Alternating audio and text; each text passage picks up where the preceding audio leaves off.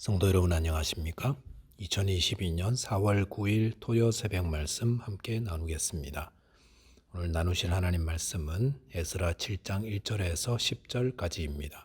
본문에서는 에스라에 의한 제2차 바벨론 포로 귀환 내용이 기록되어 있습니다. 본문을 통해서 하나님 나라는 하나님이 세우신다는 것과 그 일을 위해 우리는 성경 말씀을 배우고 순종하며 전하기로 결심해야 한다는 것에 대해서 묵상하겠습니다. 첫째 묵상할 내용은 하나님 나라는 하나님이 세우신다는 것입니다. 본문 1절에 보시면 이 일 후에 바사 왕 아닥사스다가 왕 위에 있을 때에 에스라라 하는 자가 있으니라. 그는 스가랴의 아들이요 아사랴의 손자요 hil기야의 증손이요 라고 하였습니다. 여기서 이 일 후에라는 말은 에스라 6장에 있었던 사건의 후라는 것을 말하고 있습니다. 그런데 7장의 내용을 살펴보면 6장과의 사이에 시간의 차이가 존재함을 볼 수 있습니다. 쭉 6장에 기록된 예루살렘 성전 완성은 BC 516년에 이루어졌고 7장에 기록된 에스라에 의한 2차 포로 귀환은 BC 458년에 이루어졌기 때문에 시간적으로 58년의 간격이 존재한다는 것입니다. 이 58년의 기간 동안 바사의 수산성에서는 우리가 알고 있는 에스더 사건이 있었습니다. 그런데 본문에서는 이런 내용들을 기록하지 않고 이 일 후에 라고 간단히 기록하였습니다. 그 이유는 성경이 역사를 기록하기 위한 것이 아니라 하나님의 구원 사역을 기록하기 위한 것이기 때문이라 할 수 있습니다. 그렇다면 7장에는 어떤 하나님의 구원 사역이 기록되어 있습니까? 결론적으로 말씀드린다면 예루살렘에 거주하는 유다 백성들이 하나님의 나라를 세우기에 부족함이 많았기 때문에 하나님이 그들을 돕기 위해 에스라를 보내셨다는 것입니다. 물론 유다 백성들은 여호와의 성전을 세울 때 다리오 왕의 전폭적인 지지를 받았고 유월절도 성대하게 치를 수 있었습니다. 그런데 성전 건축 이후에도 유다 백성들은 여전히 사마리아 사람들을 포함하여 이민족들의 위협에 시달리고 있었습니다. 그리고 또한 백성들의 신앙도 약해져 있어서 바른 신앙 공동체를 세우는 일은 요원했다 할 수 있습니다. 그럴 때에 하나님께서 아론의 자손이면서 또한 성경에 익숙하고 또 바사왕의 신임을 얻은 학사 에스라를 보내어 유다 백성들이 하나님 자녀로 살며 하나님 나라를 세우는 데 도움을 주셨던 것입니다.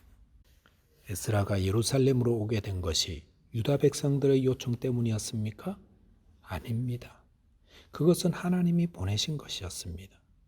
본문 이후의 내용을 보시면 하나님이 왕의 마음을 감동시켜 에스라와 또 이스라엘 백성들을 예루살렘으로 보낸 것이었습니다.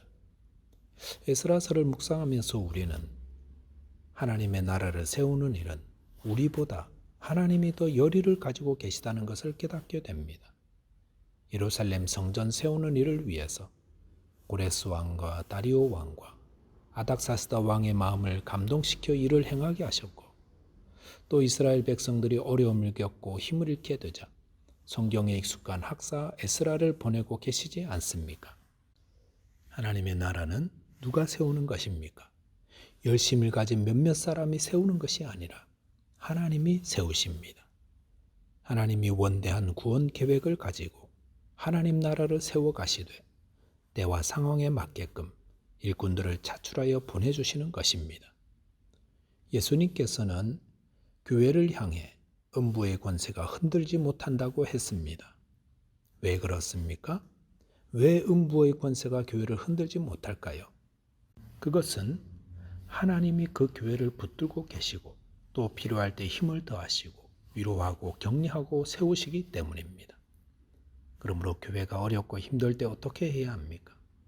이 교회의 주인은 하나님이시며 하나님이 이 교회를 건강하게 세우고 계심을 믿어야 합니다.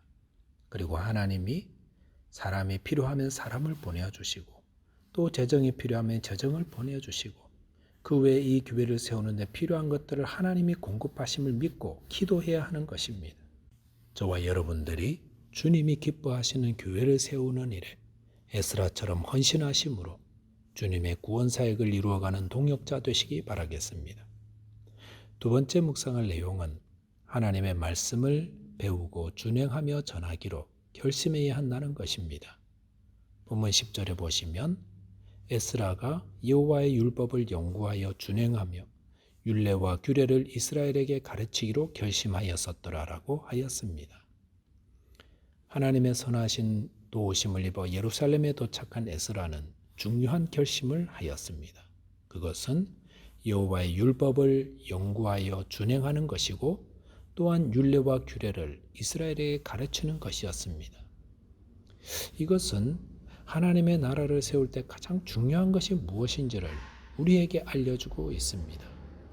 하나님의 나라를 세울 때 가장 중요한 것은 하나님의 말씀이다라는 겁니다. 우리는 이 사실을 꼭 기억해야 합니다. 하나님 나라는 벽돌로 세우는 것이 아닙니다. 건물을 잘 짓는 것이 하나님 나라를 세우는 것이 아닙니다. 물론 하나님 나라를 세울 때 건물도 필요하지만 그보다 훨씬 더 중요한 것은 하나님의 말씀으로 세우는 것입니다. 예수님이 이 땅에 계시면서 힘쓴 것은 하나님 나라를 세우는 것이었는데 이를 위해 예수님은 제자들과 무리들에게 늘 하나님 말씀을 가르치셨습니다. 그런 의미에서 에스라가 제대로 하나님 나라를 세우겠다 할 수 있습니다.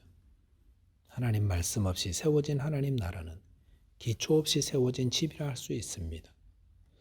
예수님이 산상본을 마치면서 마지막으로 주신 비유의 말씀이 반석 위에 지은 집과 모래 위에 지은 집 아닙니까? 그런데 이 두 집의 차이는 말씀을 듣고 그 말씀대로 행하는가 아닌가 하는 것에 있었습니다. 우리의 믿음은 그리스도의 말씀을 들음으로 말미암는다고 하지 않았습니까?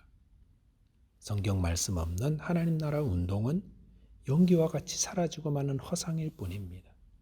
하나님 말씀을 배우고 그것을 지켜 행하며 또 그것을 가르침을 통해 우리는 하나님의 나라가 우리 가운데 세워지게 할 수 있습니다. 그러므로 디모데후서 2장 2절에서 바울은 디모데에게 충성된 사람들에게 하나님 말씀을 가르치라 하였습니다. 그러면 그 충성된 사람들이 또 다른 사람들을 가르칠 수 있으리라 하였습니다. 하나님 나라는 어떻게 세워집니까? 성경 말씀을 가르치고 배우고 또 그것을 다른 사람들에게 가르치는 과정을 통해 세워집니다. 에스라는 그 일을 하기로 결단했다고 했습니다. 그는 가장 먼저 자신이 성경을 연구하고 그 가르침대로 살기로 결심했습니다. 이런 태도가 얼마나 중요합니까?